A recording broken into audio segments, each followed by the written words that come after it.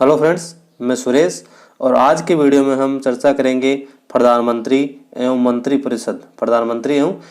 परिषद से रिलेटेड हमने 85 प्लस क्वेश्चंस इस वीडियो में डिस्कस करने का हम प्रयास करेंगे, ताकि आपके जो प्रधानमंत्री और जो मंत्री परिषद से रिलेटेड जो भी आपके क्यूरीज है, जो भी आपके डाउट हैं, वो इस वीडियो में पूरे हो जाएं, उसका हम भरपूर प्रयास करेंगे।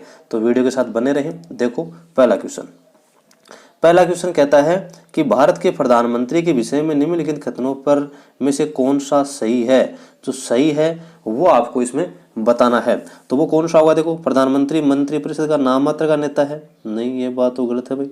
वह संसद के प्रति उत्तरदायी नहीं है? नहीं, उत्तरदायी होता है, ये भी बात गलत है। वह अपने मंत्रियों में से किसी को बर्खास्त नहीं कर सकता? कर सकता है, ये भी बात गलत हो गई। तो प्रधानमंत्री मंत्रिपरिषद का वास्तविक नेता, ये बात सही है भाई।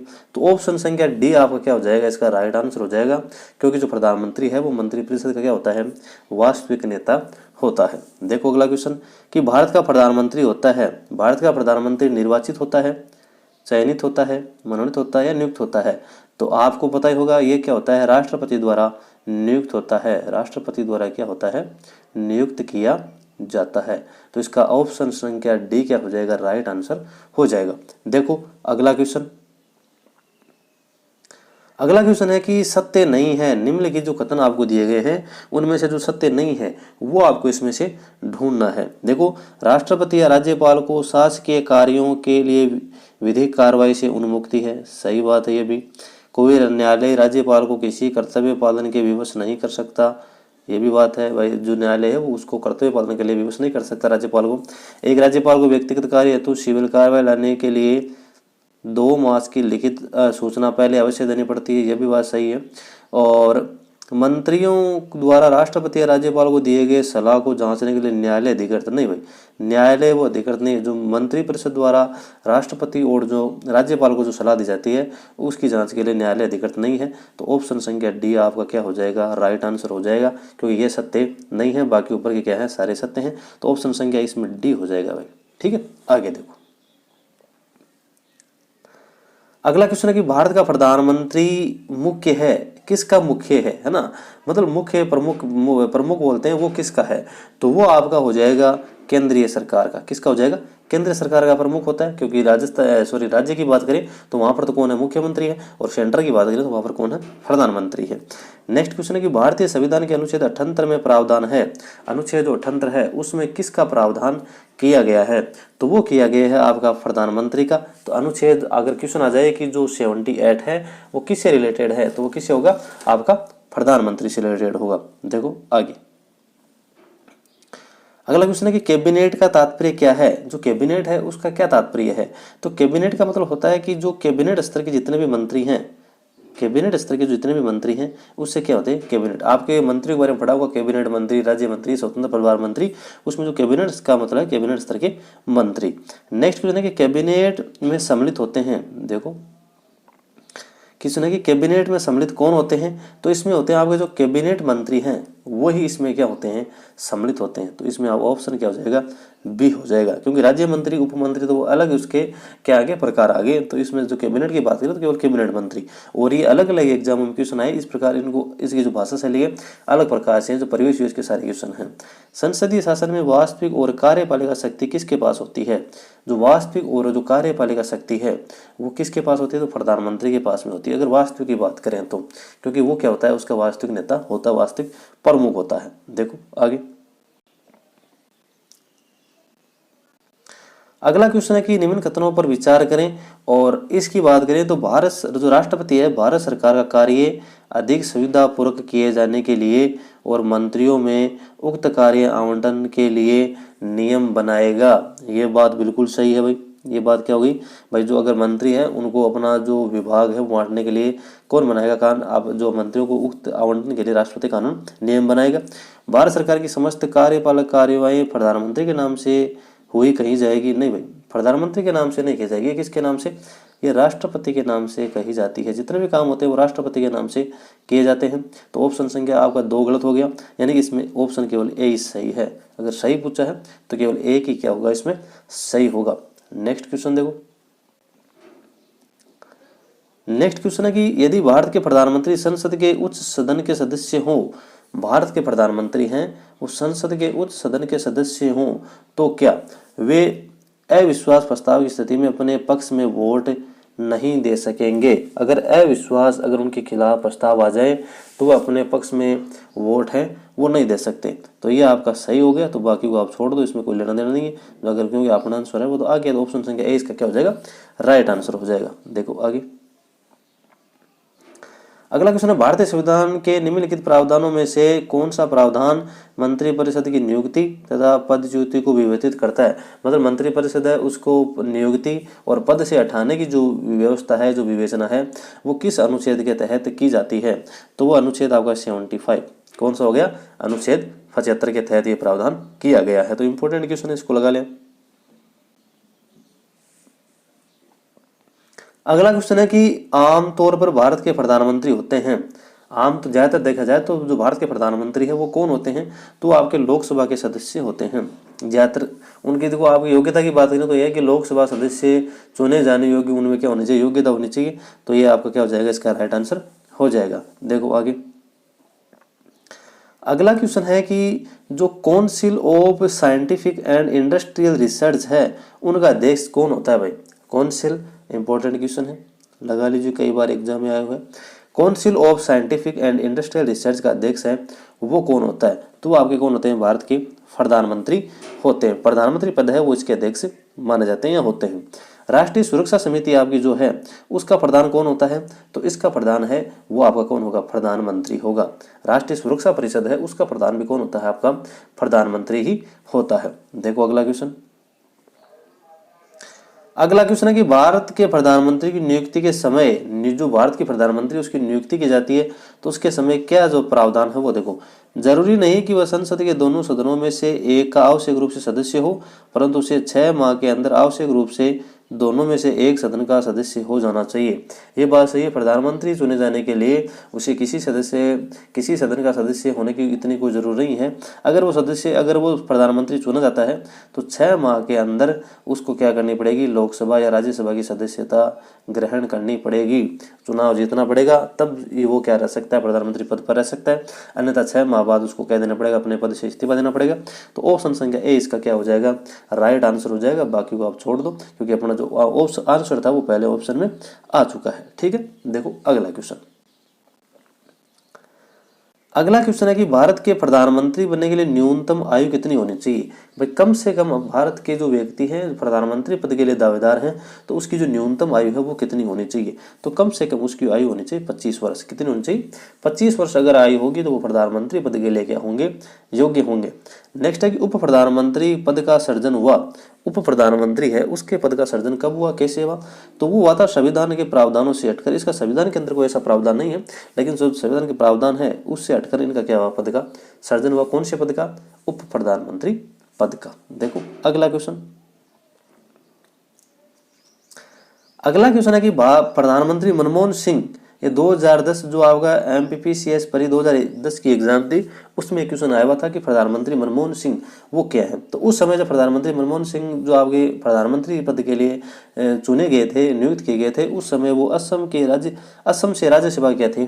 सदस्य थे। कहाँ से? असम सेक्टर से थे और राज्यसभा के वो सदस्य थे। इसलिए इम्पोर्टेंट उस समय के लिए क्वेश्चन था, तो मैंने सोचा आपके लिए भी इसको बताया जाए, क्योंकि जो प्रधानमंत्री बने तो वो कहाँ से थे? असम सेक्टर से और राज्यसभा सदस्य थे।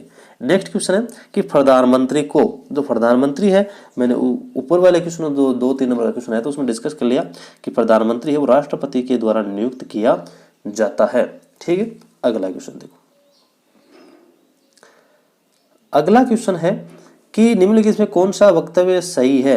तो भारत का जो प्रधानमंत्री है उससे रिलेटेड अपन को ये वक्तव्य दिए हैं, उनमें से आपको जो सही है वो क्या करना है? इसको चूज करना है, उसको निकालना है। तो पहला है कि संसद के दोनों सदनों के सदस्यों में से अपने मंत्रियों का चयन करने के लिए स्वतंत्रता है। नहीं भाई, ये तो नहीं है भाई। इस विषय में भारत के राष्ट्रपति के साथ उचित परामर्श करके अपने मंत्रिमंडल के सहयोगियों का चयन कर सकता है। नहीं भाई, ये भी आपका नहीं। अपने मंत्रिमंडल में मंत्रियों के रूप में काम करने के लिए व्यक्तियों का चयन करने में पूर्णतः सविवेक का प्रयोग करता है। हाँ, ये बात जरूर सही भाई। तो ऑप्शन संख्या इसमें क्या हो जाएगा? सी आपका राइट आंसर हो जाएगा। देखो अगला क्वेश्चन। अगला क्वेश्चन है कि जो व्यक्ति संसद का सदस्य नहीं है, संसद का सदस्य नहीं है और केंद्रीय मंत्री रह सकते हैं, तो कितने महीने के लिए? 6 माह के अंदर वो 6 माह तक रह सकते हैं। उसके बाद में उसे उस संसद की क्या लेनी पड़ेगी? सदस्यता लेनी पड़ेगी। देखो अगला क्वेश्चन। अगला क्वेश्चन है कि भारत में वह मंत्री जो संसद के दोनों सदनों में किसी सदन का सदस्य नहीं है, उसे मंत्री पद से मुक्त हो जाना पड़ता है 6 माह के बाद। मैंने अभी ऊपर डिस्कस किया कि 6 माह तक आप मंत्री पद पर बने रह सकते हो अगर आप किसी भी सदन के सदस्य नहीं हो तो, लेकिन आपको 6 माह के अंदर अंदर आपको क्या होना पड़ेगा? उस सदन की सदस्यता लेनी पड़ेगी, अन्यथा आपकी सदस्यता क्या हो जाएगी? खत्म हो जाएगी, है ना। और सदस्यता से याद आया कि जो राहुल गांधी है उनको 2 साल की जो सजा हुई है, जो मोदी सरनेम आपका जो केस चला था 2019 कर्नाटक भाषण के दौरान, उसके अंदर जो सूरत जो कोर्ट है उसने कह दी थी उसको 2 साल की सजा, इसलिए लोकसभा ने क्या कर दी? उसकी सदस्यता रद्द कर दी गई है। तो ये आपका एक करंट का क्वेश्चन भी यहाँ से बनता है। ठीक है, देखो आगे। अगला क्वेश्चन है कि भारत की संसद से संबंध में निम्नलिखित में कौन सा कथन सही नहीं है? जो सही नहीं है वो हमें बताना है कि इसमें से कौन सा सही नहीं है। तो जो सही नहीं है वो देखो भाई, तो सही आपका हो जाएगा संविधान में एक संसदीय प्रणाली की सरकार का प्रावधान है। सही बात है, सरकार का प्रावधान है संसदीय प्रणाली का संविधान के अंदर। संसद का सर्वप्रमुख कार्य है मंत्रिमंडल का प्रावधान करना, यह बात भी सही है। अब बात करते हैं मंत्रिमंडल की सदस्यता निम्न सदन तक सीमित है। नहीं भाई, राज्य उस सदन में भी, यहाँ भी है आपकी मंत्रिमंडल की सदस्य हो सकती है। मंत्रिमंडल के लोकप्रिय सदन में बहुमत का विश्वास प्राप्त करना रहना चाहिए। अगर मंत्रिमंडल को, अगर आपका जो लोकप्रिय सदन है लोकसभा, उसमें बहुमत का विश्वास प्राप्त रहना चाहिए, अन्यथा सदस्यता क्या हो जाएगी? खत्म हो जाएगी, मंत्रिमंडल टूट जाएगा और सरकार गिर जाएगी। इसलिए ऑप्शन संख्या इसमें सी क्या हो जाएगा? राइट, क्योंकि ये आपका कथन सही नहीं है। देखो अगला क्वेश्चन है कि मंत्रिपरिषद सामूहिक रूप से उत्तरदायी होता है। सामूहिक रूप से जो मंत्रिपरिषद है वो सामूहिक रूप से किसके प्रति उत्तरदायित्व उसका होता है? तो ये जो आपकी हो जाएगी लोकसभा के प्रति। सही बात है, एक संवैधानिक वैधता के अंतर्गत, क्योंकि संविधान में प्रावधान है अनुच्छेद 75(3) के अनुसार ये भी सही है, और 76(3) ये नहीं भाई। तो ऑप्शन संख्या 1, 2, 3, तो 1, 2, 3 आपका बी राइट, इसका ऑप्शन संख्या बी क्या हो जाएगा? राइट आंसर हो जाएगा, क्योंकि लोकसभा के प्रति भी ये सही बात है और संवैधानिक बाध्यता प्रावधान भी है। और कौन सा? 75(3) के अकॉर्डिंग है ना। तो इसमें तीनों सही हो जाएंगे, तो 1, 2 और 3 आपका क्या हो जाएगा? राइट आंसर हो जाएगा। देखो अगला क्वेश्चन। अगला क्वेश्चन है कि मंत्रिपरिषद उत्तरदायी होता है। मंत्रिपरिषद किसके प्रति उत्तरदायी होता है भाई? तो आपका लोकसभा के प्रति उत्तरदायी, लोकसभा है उसके प्रति क्या होता है? उत्तरदायित्व आपका होता है। मंत्रिपरिषद किसके प्रति उत्तरदायी होता है? ये अगला क्वेश्चन थोड़ा सा घुमाया हुआ है, इसमें आपको संसद आप माने, क्योंकि लोकसभा यहाँ पे ऑप्शन में नहीं है, तो इसमें क्या हो जाएगा? आपका संसद आपका राइट आंसर माना जाएगा। तो इसमें आप ऑप्शन संख्या ए क्या कर लें? सही कर लें। देखो अगला क्वेश्चन। अगला क्वेश्चन है कि मंत्रिपरिषद सामूहिक रूप से निम्न में से किसके प्रति उत्तरदायी है? तो मैंने अभी बताया किसके प्रति हो जाएगा? लोकसभा के प्रति क्या हो जाएगा? उत्तरदायी हो जाएगा। देखो अगला क्वेश्चन। अगला क्वेश्चन है कि केंद्रीय मंत्रिपरिषद के त्यागपत्र देने के उपरांत निम्न में से कौन सा एक स्थिति है वो सही? एक सही स्थिति नहीं है। नहीं पूछा भाई, जो कौन सी स्थिति है वो सही नहीं है, ये पूछा है इसमें ना। थोड़ा सा क्वेश्चन को थोड़ा सा घुमाया हुआ है, तो इसकी लैंग्वेज को आपको पहले पकड़ना होगा, उसके बाद आप आंसर निकाल सकते हो। भाई अगर मंत्रिपरिषद त्यागपत्र देता है तो राष्ट्रपति शासन लागू हो जाएगा, ये बात तो बिल्कुल ही गलत है। तो यही सही है आपका, यही नहीं है स्थिति, बाकी तो होगी, बाकी जो है पढ़ने की जरूरत नहीं है। तो पहला आपका क्या हो जाएगा? राइट आंसर हो जाएगा। तो 28 के अंदर क्या हो जाएगा? ए हो जाएगा। देखो अगला क्वेश्चन। अगला क्वेश्चन है कि संघीय मंत्रिपरिषद के मंत्री सामूहिक रूप से उत्तरदायी होते हैं। संघीय जो मंत्रिपरिषद है उसके जो आपके सामूहिक जो रूप से अगर मंत्रिपरिषद है वो किसके प्रति उत्तरदायी होती है? तो वो लोकसभा के प्रति। क्वेश्चन वही है, केवल उसकी जो लैंग्वेज है उसको घुमाया हुआ है। आप किस तरह से उसको लैंग्वेज को समझते हैं, किस प्रकार उसको आप उत्तर निकालने का प्रयास करते हैं, वो चीज़ इसमें ज़्यादा देखी गई है। उन चीज़ों का, उन क्वेश्चनों का सार है वो आपके सामने रखा गया है। देखो अगला क्वेश्चन। भारतीय संविधान के संदर्भ में निम्नलिखित कथनों पर विचार कीजिए। जो निम्नलिखित कथन है उन पर विचार करना है, उनमें से जो सही है वो आपको क्या करना है? इसमें बताना है। तो देखो, संघ मंत्रिपरिषद लोकसभा के प्रति सामूहिक रूप से उत्तरदायी होगा, यह बात एकदम सही है भाई।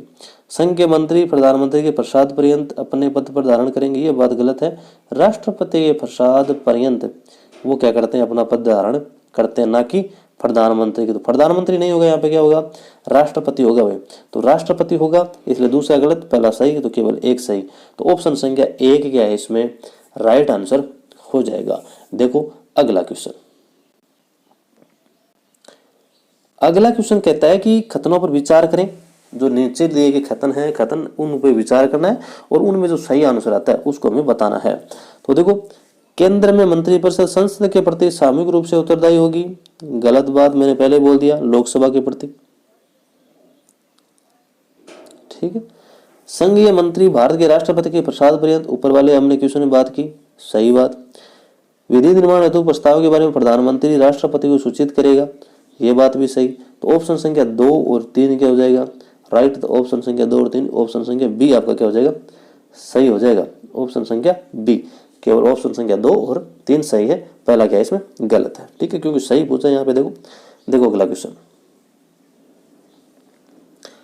अगला क्वेश्चन पूछा गया है कि जो निम्नलिखित में से किसका भारत के संविधान में तो स्पष्ट उल्लेख नहीं है पर परिपाटी के रूप में पालन किया जाता है। अगर देखा जाए तो संविधान में तो इसका कोई स्पष्ट रूप से उल्लेख नहीं है, लेकिन अगर बात करें साधारण तौर पर तो इसका पालन किया जाता है। तो वो क्या है, वित्त मंत्री को निम्न सदस्य का सदस्य होना चाहिए।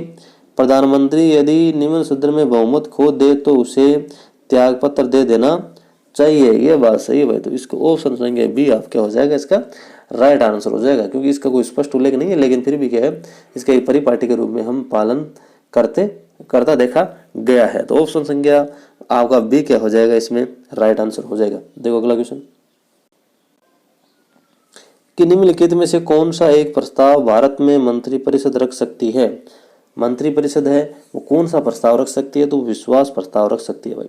कौन सा प्रस्ताव रख सकती है, विश्वास प्रस्ताव वो रख सकती है। नेक्स्ट क्वेश्चन देखो। नेक्स्ट क्वेश्चन है कि किस सदन में सदस्यों द्वारा बहुमत से अविश्वास प्रस्ताव पास होने पर मंत्रिपरिषद को त्याग पत्र देना पड़ेगा। ऐसा कौन सा सदन है जिसमें बहुमत से जो अविश्वास प्रस्ताव पास हो गया, इसके बाद में जो मंत्रिपरिषद है उसको क्या देना पड़ेगा, त्याग पत्र देना पड़ेगा। तो वो लोकसभा के अंदर मंत्रिपरिषद के विरुद्ध अविश्वास प्रस्ताव पारित हो गया तो उसे क्या करना पड़ेगा, त्याग पत्र देना ही पड़ेगा। देखो अगला क्वेश्चन। अगला क्वेश्चन है कि अपना त्यागपत्र देने के बाद भारत में एक मंत्री को अपने त्यागपत्र के विषय में लोकसभा में व्यक्तिगत वक्तव्य देने के लिए किसकी अनुमति आवश्यकता होती है। मैं अपना त्यागपत्र देने के विषय में एक मंत्री को अगर सदन में उनको कोई वक्तव्य देना है तो उसको सबसे पहले आगे लेनी पड़ेगी किसकी, स्पीकर की। जो आपका जो लोकसभा अध्यक्ष है उसकी क्या लेनी पड़ेगी, उसको आपकी अनुमति पहले लेनी पड़ेगी, उसके बाद में क्या है वो अपना वक्तव्य दे सकता है। देखो अगला क्वेश्चन। मंत्रिपरिषद के विरुद्ध अविश्वास प्रस्ताव लाने के लिए लोकसभा के सदस्यों की संख्या होनी चाहिए। जो अगर मंत्रिपरिषद के विरुद्ध अविश्वास प्रस्ताव अगर कोई लाया जाता है तो लोकसभा के सदस्यों की संख्या है वो न्यूनतम कितनी होनी चाहिए, तो वो न्यूनतम आपकी 50 संख्या होनी चाहिए। कितनी होनी चाहिए, 50 होनी चाहिए। तो ऑप्शन संख्या इसमें क्या हो गया, राइट आंसर हो गया, तभी जाके वो अविश्वास प्रस्ताव लाया जा सकेगा। देखो अगला क्वेश्चन है कि लोकसभा में मंत्रिपरिषद के विरुद्ध अविश्वास का प्रस्ताव लाने के लिए न्यूनतम संख्या, क्वेश्चन वो घुमाया हुआ है 50। ऑप्शन संख्या डी इसमें क्या हो जाएगी, सही हो जाएगी, क्योंकि सदस्यों की संख्या कितनी है, 50 है। अगला क्वेश्चन देखो। अगला क्वेश्चन है कि भारत में अविश्वास प्रस्ताव के विषय में निम्नलिखित कथनों पर विचार करें और जो कथन सही हैं उनका हमें क्या देना है, उत्तर देना है। देखो, भारत के संविधान में किसी अविश्वास प्रस्ताव का कोई उल्लेख नहीं है, सही बात है, उल्लेख नहीं है। अविश्वास प्रस्ताव केवल लोकसभा में ही पुनः स्थापित किया जा सकता है, यह भी बात क्या सही है। तो इसमें पहला और दूसरा दोनों सही है, तो ऑप्शन संख्या सी क्या हो जाएगा, इसका राइट आंसर हो जाएगा। देखो अगला क्वेश्चन। अगला क्वेश्चन है कि जो लाभ के पद का निर्णय कौन करेगा। भाई हम कई बार पढ़ते हैं कि वो लाभ का पद धारण नहीं करेगा, तो इस जो लाभ के पद का निर्णय है वो कौन डिसाइड करेगा कि ये लाभ का पद है या नहीं है, उसके बारे में पूछा है तो वो करेगी संघीय संसद। कौन करेगी, संघीय संसद। नेक्स्ट है कि भारतीय राजनीतिक व्यवस्था में कार्यपालिका किसके अधीन रहकर कार्य करती है। जो कार्यपालिका है वो किसके अधीन रहकर कार्य करती है, तो विधायिका के अधीन वो रहकर क्या करती है, का अधीन रहकर कार्य करती है। कौन, कार्यपालिका किसके अधीन, विधायिका के अधीन रहकर क्या करती है, कार्य करती है। देखो अगला क्वेश्चन। अगला क्वेश्चन है कि प्रदेश का कौन सा नेता नेहरू की कैबिनेट में पहले गृह मंत्री और बाद में रक्षा मंत्री बना? ऐसा कौन सा नेता था? प्रदेश का बात करें तो वो नेहरू की जो कैबिनेट मंत्री है, कैबिनेट के जो पहले गृह मंत्री बने और बाद में क्या बने, वो रक्षा मंत्री बने, तो वो आपके थे कैलाश नाथ काटजू। ये आपका थोड़ा सा टिपिकल क्वेश्चन है और इम्पोर्टेंट क्वेश्चन भी है ना, एग्जाम में आया हुआ है, इसलिए आपकी जो ये जो सीरीज है उसमें दर्शाया गया है। नेक्स्ट क्वेश्चन देखो। नेक्स्ट क्वेश्चन की संविधान के कौन से अनुच्छेद में एक मंत्रिपरिषद का प्रावधान है जो राष्ट्रपति को उनके कार्य में निभाने में सहायता प्रदान करेगा? जो मंत्रिपरिषद है राष्ट्रपति के कार्यों में सहायता प्रदान करता है, तो ये जो बात है वो कौन से अनुच्छेद के अंतर्गत प्रावधान इसका किया गया? तो वो अनुच्छेद है 74। कौन सा? 76 जो आपका संविधान संशोधन है उसके थे। नेक्स्ट है कि भारत में स्वतंत्रता के पश्चात प्रथम मंत्रिमंडल का कानून मंत्री कौन था? तो वो आपके संविधान निर्माता डॉक्टर भीमराव अंबेडकर थे। कौन थे भाई प्रथम कानून मंत्री कौन थे? तो वो थे आपके BR अंबेडकर, डॉक्टर भीमराव अंबेडकर। इसका नाम तो कौन नहीं जानता भाई, तो सबसे महान लोगों की श्रेणियों में गिने जाते हैं। अगला क्वेश्चन है कि निम्नलिखित में से कौन सा शब्दावली भारत के संविधान में उल्लेखित नहीं है? ऐसी कौन सी शब्दावली है जो भारत के संविधान के अंदर उसका उल्लेख नहीं किया गया है? तो वो आपका है बजट का है, वो भारतीय जो संविधान है उसमें कोई प्रावधान या कोई शब्दावली का प्रयोग नहीं किया गया है। नेक्स्ट है कि भारत के जो 12वें प्रधानमंत्री हैं वो कौन है भाई? तो 12वें प्रधानमंत्री कौन थे? I.K. गुजराल साहब थे। कौन थे? I.K. गुजराल साहब। तो I.K. गुजराल है वो भारत के कौन से प्रधानमंत्री थे? 12वें प्रधानमंत्री थे। ठीक है, नेक्स्ट क्वेश्चन देखो। नेक्स्ट क्वेश्चन है कि भारत प्रधानमंत्रियों के कार्यकाल के साथ सम्मिलित कीजिए। जो भारत के जो इतने प्रधानमंत्री उनका जो कार्यकाल सामने दिया हुआ है तो उनको हमें क्या करना है, सम्मिलित करना है। तो पहले बात करेंगे देवगौड़ा साहब की, तो देवगौड़ा साहब का है 90 और 91 के अंदर। चंद्रशेखर की बात करें तो उनका 97 और 98 के साल में। अटल बिहारी वाजपेयी की बात करें तो पहला जो कार्यकाल था वो 89-90 के दौरान। इंद्र कुमार गुजराल की बात करें जो ऊपर हमने 12वें प्रधानमंत्री के रूप में बात की, वो 1999 से 2004 के रूप में। और अगर अगले जो प्रधानमंत्री हैं ये तो 2004 और उससे वो जो पहले वाले तो वो आपके विश्व प्रताप सिंह, उसका है 96-97। मतलब जो सामने है वो एकदम राइट आंसर है। इंपॉर्टेंट भी क्वेश्चन है आपका, इसको जरूर देखें, 2 बार जरूर देखें, तब जाके क्या हो जाएगी, आपको डेट है वो याद हो जाएगी। नेक्स्ट क्वेश्चन देखो। नेक्स्ट क्वेश्चन है कि एक से अधिक बार जो प्रधानमंत्री नियुक्त हुए हैं वो कौन है भाई? एक से अधिक बार जो प्रधानमंत्री नियुक्त हुए हैं वो कौन है? जवाहरलाल नेहरू, इंदिरा गांधी, गुलजारीलाल नंदा, अटल बिहारी वाजपेयी। तो इसमें तो भाई 4 ही हो गए। तो उपयुक्त सही का चयन करना, तो उपयुक्त इसमें क्या हो जाएगा, सही हो जाएगा। देखो अगला क्वेश्चन है, पहले इसको पढ़ना पड़ेगा। देखो अगला क्वेश्चन है कि निम्न में से किन्हों ने अपने राजनीतिक जीवन में भारत के प्रधानमंत्री का पद एक बार से अधिक समयांतर के बाद सुशोभित किया? मतलब एक बार से अधिक अगर किसी ने जो प्रधानमंत्री पद पर धारण किया है वो कौन कौन है? तो वो देखो कौन कौन है, ऑप्शन देखते हैं, तो सही उत्तर उसका चयन हमें करना है। तो इसके अंदर आपके एक तो गुलजारीलाल नंदा है, इंदिरा गांधी है, गुलजारीलाल नंदा, इंदिरा गांधी, अटल बिहारी वाजपेयी साहब, है ना। तो ये तो आपके हो गए कौन कौन से, गुलजारीलाल नंदा, इंदिरा गांधी और वाजपेयी साहब। तो इसमें हो जाएगा 3, 4 और 5, ऑप्शन संख्या 3, 4 और 5 क्या हो जाएगा, राइट आंसर इसका हो जाएगा। अगला क्वेश्चन देखो कि भारत के किस प्रधानमंत्री की मृत्यु देश के बाहर हुई? ऐसे कौन से प्रधानमंत्री थे जिनकी मृत्यु है वो देश के बाहर हुई थी? तो वो हुई थी लाल बहादुर शास्त्री साहब की। और हुई कहाँ? ये उज्बेकिस्तान की जो राजधानी है ताशकंद, उज्बेकिस्तान की जो राजधानी है कौन सी, ताशकंद, वहां पर इनकी मृत्यु हुई थी। अगला क्वेश्चन है कि निम्नलिखित में भारत के प्रधानमंत्री बनने से पूर्व किसी भी राज्य के मुख्यमंत्री नहीं रहे? ऐसे कौन थे जो राज्य के मुख्यमंत्री नहीं रहे और बाद में क्या बने, वो प्रधानमंत्री बने? तो वो आपके चंद्रशेखर थे। कौन थे? चंद्रशेखर। देखो अगला क्वेश्चन है कि भारत के प्रधानमंत्री बनने से पूर्व किसी राज्य के मुख्यमंत्री नहीं रहे? तो ये तो वही क्वेश्चन है, केवल इसकी भाषा चेंज की गई है, चंद्रशेखर। अगला क्वेश्चन देखो कौन से अपने प्रधानमंत्री काल में लोकसभा के सदस्य थे? जो प्रधानमंत्री काल है उसमें वो लोकसभा के सदस्य थे, तो वो चंद्रशेखर है। ठीक है, अगला क्वेश्चन देखो आप। तो जो भारत के प्रधानमंत्रियों में से अपने कार्यकाल में संसद में कभी उपस्थित नहीं हुए वो कौन थे भाई? जो कभी भी अपने जो संसद अपने जो कार्यकाल है उसमें जो संसद है उसमें उपस्थित नहीं हुए, तो वो थे चौधरी चरण सिंह साहब। कौन थे? चौधरी चरण सिंह साहब। नेक्स्ट क्वेश्चन है कि मंत्रिमंडल शब्द का एक ही बार प्रयोग हुआ है और वो किस अनुच्छेद के तहत हुआ है? तो वो अनुच्छेद 352 के तहत हुआ है। कौन से के तहत हुआ है? अनुच्छेद 352 के तहत मंत्रिमंडल शब्द का एक ही बार प्रयोग हुआ, और वो कब हुआ? अनुच्छेद 352। अगला क्वेश्चन देखो।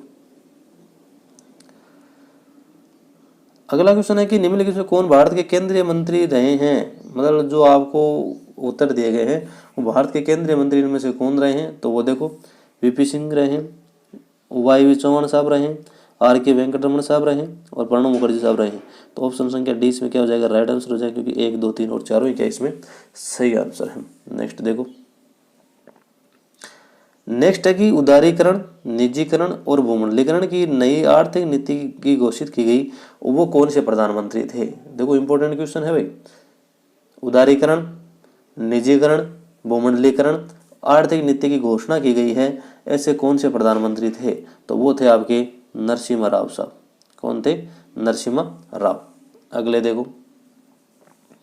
अगला है कि मनमोहन सिंह के संबंध में निम्न से कौन सा कथन सही नहीं है? जो कथन सही नहीं है वो हमें बताना है कि मनमोहन सिंह के साहब के संदर्भ में भारत के पूर्व वित्त मंत्री रहे थे, रिजर्व बैंक के पूर्व गवर्नर भी रहे थे, वित्त आयोग के पूर्व अध्यक्ष ये नहीं रहे थे भाई, और अंतर्राष्ट्रीय मुद्रा कोष में भारत के पूर्व प्रतिनिधि ये भी रहे थे। मतलब एक महान नेता और महान प्रधानमंत्री भी थे भाई, है ना? ऐसी छोटी मोटी चीज़ नहीं थी। समझ रहे हो आप बात को? एक बड़े अर्थशास्त्री थे जिन्होंने देश की संकट की स्थिति में भी उन्होंने क्या किया थे? अर्थशास्त्री के रूप में मतलब अपनी सेवा प्रदान की।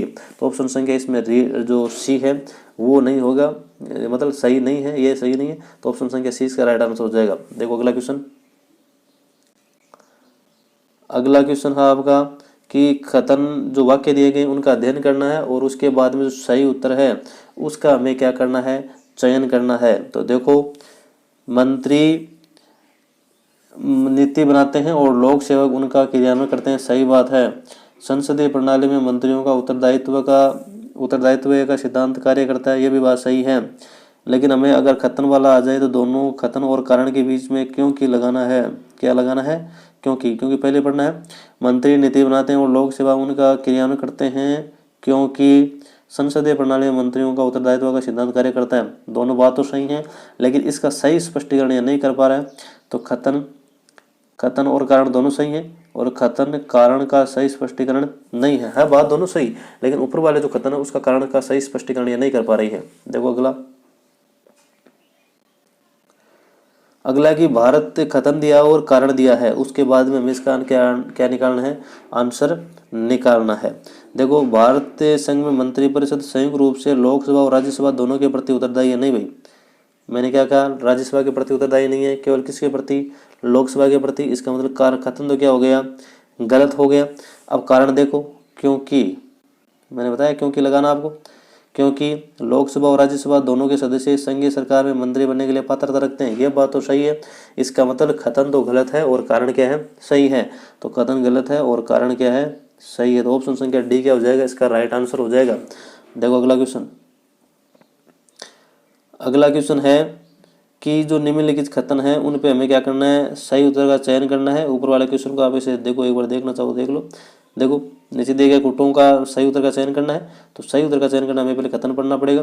खतन क्या है? किसी व्यक्ति को प्रधानमंत्री कहना केवल राजनीतिक निर्णय है, राजनीतिक निर्णय है। तो चलो इसमें बात सही है, वह उसे प्रधानमंत्री का कोई अधिकार प्रदान नहीं करता, तो ये बात भी सही तो है भाई, सही है ना? ये बात भी क्या है? सही है, क्योंकि उसे कोई प्रधानमंत्री को अधिकार इतना ज़्यादा प्रदान नहीं होता, उसकी अनुपस्थिति के अंदर ये उनको प्रधानमंत्री का पद मिलता है। इसलिए दोनों खतन और ये दोनों सत्य हैं, लेकिन इसका स्पष्टीकरण सही नहीं है भाई, है ना? क्योंकि जो बात कही है वो उसका जवाब नहीं दे रहा। हाँ, बातें दोनों सही है, इसलिए ए और आर दोनों सत्य हैं, किंतु आर एक का सही स्पष्टीकरण नहीं है। तो उसमें ऑप्शन संख्या बी क्या हो जाएगा? राइट आंसर हो जाएगा भाई। ठीक है, बी। अगला देखो। अगला क्वेश्चन है कि निम्न कथनों पर विचार कीजिए और जो कथन सही है उसका क्या करना है, हमें उत्तर निकालना है। तो देखो, भारतीय संघ की कार्यपालिका शक्ति प्रधानमंत्री में निहित है, गलत, राष्ट्रपति में निहित होती है। प्रधानमंत्री सिविल सेवा बोर्ड का पदेन अध्यक्ष होता है, नहीं भाई ये भी गलत बात है, दोनों ही हो गए, न तो एक और नहीं दो, दोनों ही क्या है, सही नहीं है। अगला देखो, केंद्रीय सरकार के संदर्भ में निम्न कथनों पर विचार करें। जो केंद्र सरकार है उसके संदर्भ में हमें क्या करना है, नीचे दिए गए कथनों पर विचार करना है कि भारत के संविधान के उपबंध है कि समस्त कैबिनेट मंत्री अनिवार्य रूप से केवल लोकसभा के ही आसीन सदस्य होंगे, नहीं। केंद्रीय कैबिनेट सचिवालय संसदीय कार्य मंत्रालय के निदासीन कार्य करता है, नहीं, ना एक और ना ही दो, दोनों ही सही नहीं है भाई, ठीक है। अगला देखो,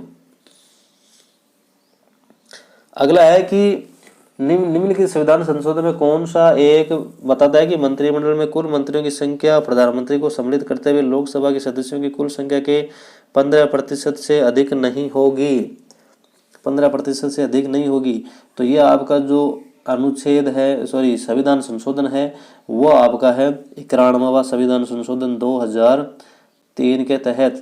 इसके अंदर क्या है कि जो प्रधानमंत्री को जोड़ के 15% से अधिक क्या होंगे, मंत्री नहीं होंगे।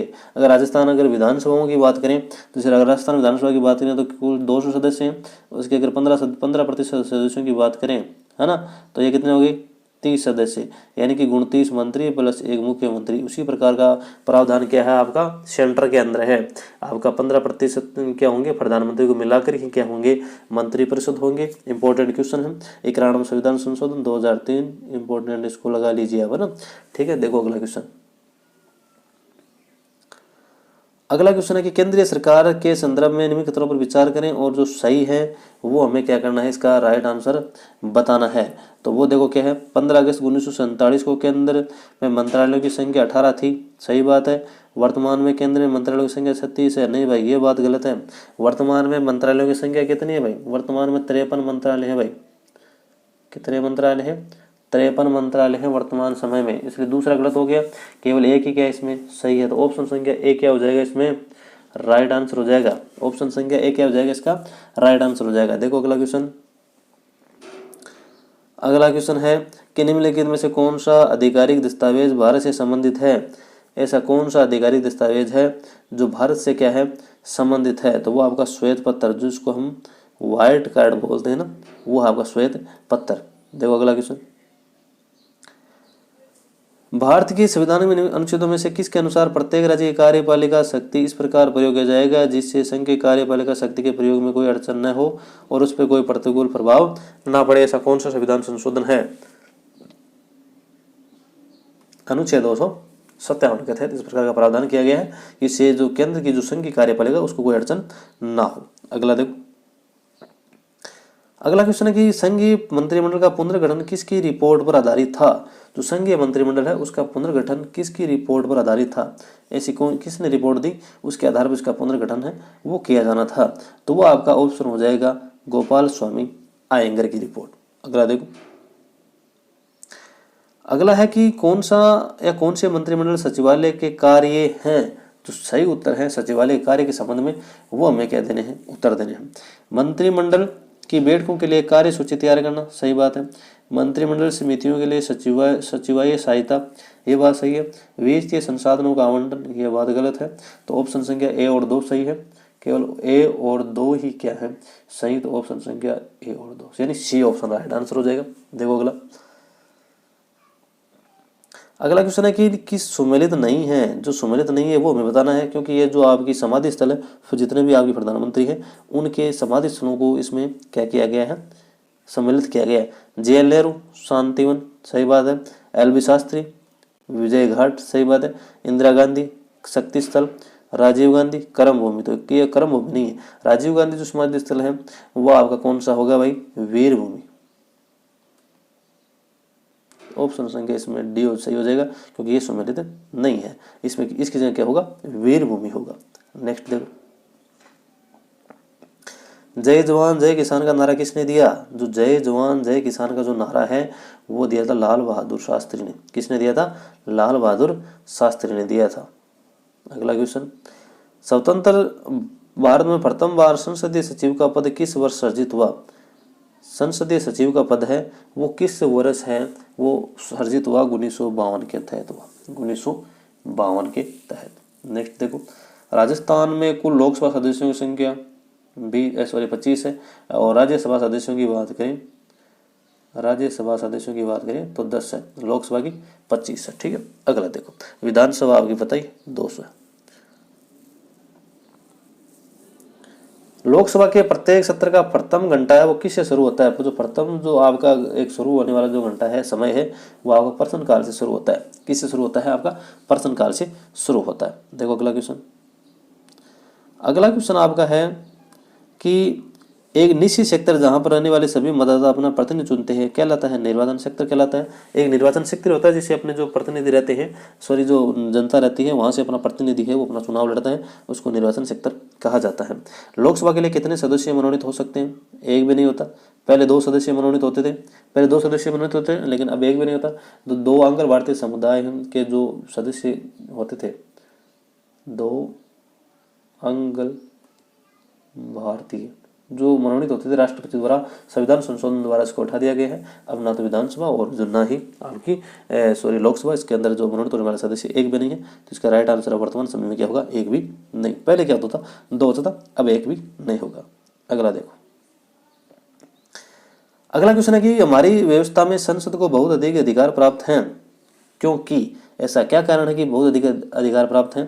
क्योंकि ये क्या करती है? जनता का प्रतिनिधित्व करती है। जनता का प्रतिनिधित्व करती है, इसलिए उसे क्या है? ज्यादा अधिकार प्राप्त है, क्योंकि यहाँ पर क्या है? जनता का राज है, लोकतंत्र है, इसलिए ऑप्शन संख्या सी इसका क्या हो जाएगा? राइट आंसर हो जाएगा।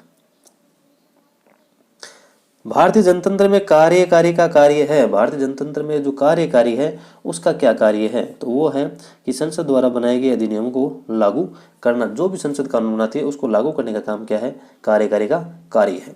अगला देखो, निम्नलिखित राज्यों में से कौन सा राज्य लोकसभा में सर्वाधिक सांसद भेजता है? तो ऑप्शन के अकॉर्डिंग तो आपका क्या हो गया? महाराष्ट्र हो गया, क्योंकि महाराष्ट्र कितने भेजता है? आपकी 48 भेजता है। महाराष्ट्र कितने? लेकिन सबसे ज्यादा बात करें तो यूपी कितने भेजता है? 80। तो अगर ऑप्शन में यूपी हो तो आपका यूपी होगा, क्योंकि सबसे ज्यादा कौन भेजता है? यूपी भेजता है। ऑप्शन में आपको यूपी नहीं, दूसरे नंबर का, तो वो कौन हो गया? आपका महाराष्ट्र 48 यानी 48 भेजता है। ठीक है, ये भी आपका इंपॉर्टेंट क्वेश्चन है काफी। अगर आपको थोड़ा बहुत इसका नॉलेज है तभी आप इसको क्वेश्चन को कर पाएंगे, इसमें तुक्का आप बिल्कुल भी नहीं लगा सकते, इस बात का जरूर ध्यान रखिए।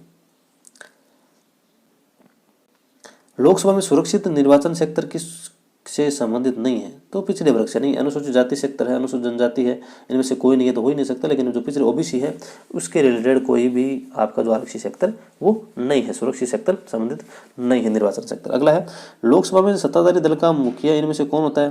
प्रधानमंत्री होता है। सीधी सी बात है, इसमें ज़्यादा कोई सोचने वाली बात नहीं। हमने इतनी बड़ी क्लास ले ली, और अगर इस क्वेश्चन के बारे में आप सोच रहे हो तो फिर आपको पढ़ना मेरे हिसाब से आपका व्यर्थ जा रहा है। तो थोड़ा जरूर ध्यान दें इस बात पर। कौन निर्णय करता है कि कोई विधेयक धन विधेयक है या नहीं? कौन ऐसा निर्णय करता है कि जो धन आपका जो विधेयक है वो धन विधेयक है या नहीं है? इसके बारे में आपको लोकसभा जो अध्यक्ष हैं, स्पीकर हैं, वो इसके बारे में क्या देते हैं? जानकारी देते हैं। देखो अगला, वर्तमान लोकसभा कौन सी लोकसभा है? 2017 है। 2019 में इसके क्या हुए थे? चुनाव हुए थे। लोकसभा की कार्यवाही के संचालन के लिए गणपूर्ति कितने सदस्य कम से कम उपस्थित होने चाहिए? तो कुल सदस्यों के कम से कम 10 सदस्य क्या होने चाहिए? उपस्थित होने चाहिए। तो 1/10वां भाग क्या होता है? इसका गणपूर्ति होता है, जिसको हम गणपूर्ति बोलते हैं, कोरम भी बोलते हैं ना, इसको कोरम भी कहा जाता है। अगला देखो, लोकसभा के चुनाव हेतु अधिसूचना कौन जारी करता है? तो वो भारतीय चुनाव निर्वाचन आयोग है, चुनाव आयोग है, वो जारी करता है कि कब चुनाव होंगे, कहाँ होंगे, कैसे होंगे। लोकसभा की कार्यवाही के प्रथम घंटे को क्या कहा जाता है? ये अपन क्वेश्चन ऊपर भी पढ़ा था, इसको क्या कहते हैं? प्रश्नकाल कहते हैं। क्या कहा जाता है? प्रश्नकाल कहा जाता है। अगला देखो,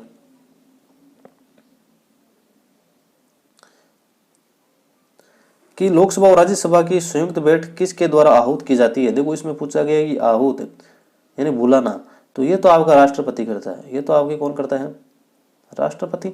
और इसकी जो अध्यक्षता है, वो आपका लोकसभा अध्यक्ष करता है।